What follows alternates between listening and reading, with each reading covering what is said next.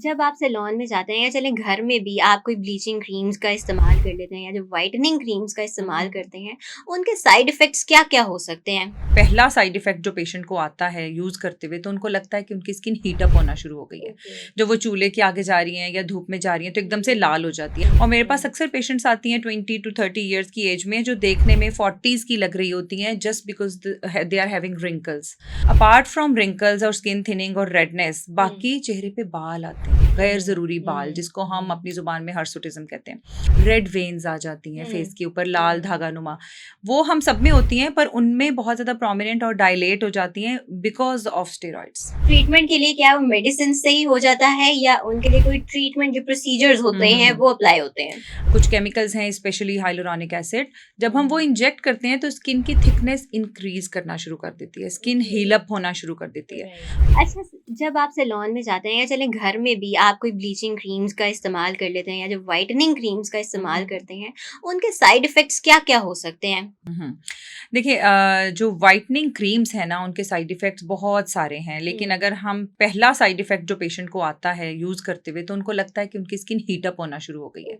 जब वो चूल्हे के आगे जा रही हैं या धूप में जा रही हैं तो एकदम से लाल हो जाती है। आई एम श्योर आपने ख़वातीन देखी होंगी मार्केट में, अक्सर उनकी ये जगह बहुत रेड हुई हुई होती हैं। This is because of the sensitivity, skin sensitive हो जाती है।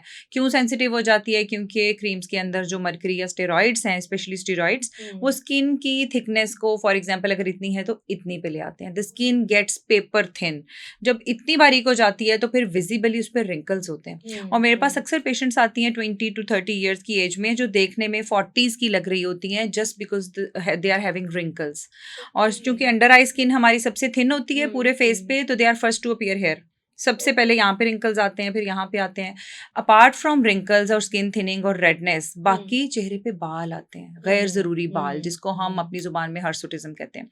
एंड देन हो सकता है कि 1 या 1.5 साल के लिए पेशेंट को हेयर रिमूविंग लेज़र भी कराना पड़े। नॉट ओनली दिस, बल्कि अगर आपने गौर किया हो या काफ़ी जो पेशेंट सुन रहे होंगे उनको पता लग गया होगा, रेड वेन्स आ जाती हैं फेस के ऊपर, लाल धागा नुमा। वो हम सब में होती हैं पर उनमें बहुत ज़्यादा प्रोमिनेंट और डायलेट हो जाती हैं बिकॉज ऑफ स्टेरॉइड्स।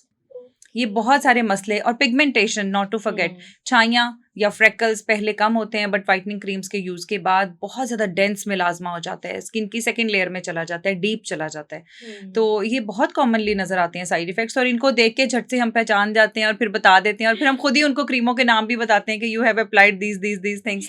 तो देन दे एडमिट और फिर हमें उनका ट्रीटमेंट करना पड़ता है। राइट। और वो ट्रीटमेंट के लिए क्या वो मेडिसिन से ही हो जाता है या उनके लिए कोई ट्रीटमेंट जो प्रोसीजर्स होते हैं वो अप्लाई होते हैं? अच्छा, इनिशियली अगर तो डैमेज कम हो तो फिर हम लगाने वाली क्रीम्स काफ़ी सारी ऐसी होती हैं जो स्किन को रिपेयर कर सकती हैं, जिसमें विटामिन के, हाइलुरोनिक एसिड, विटामिन सी, इस तरह की कुछ चीज़ें हैं, मॉइस्चराइजर, सनस्क्रीन्स जो हम डेली रूटीन में उनको बताते हैं over a period of time में भी कपल ऑफ मंथ्स में वो काफ़ी बेहतर हो जाती है।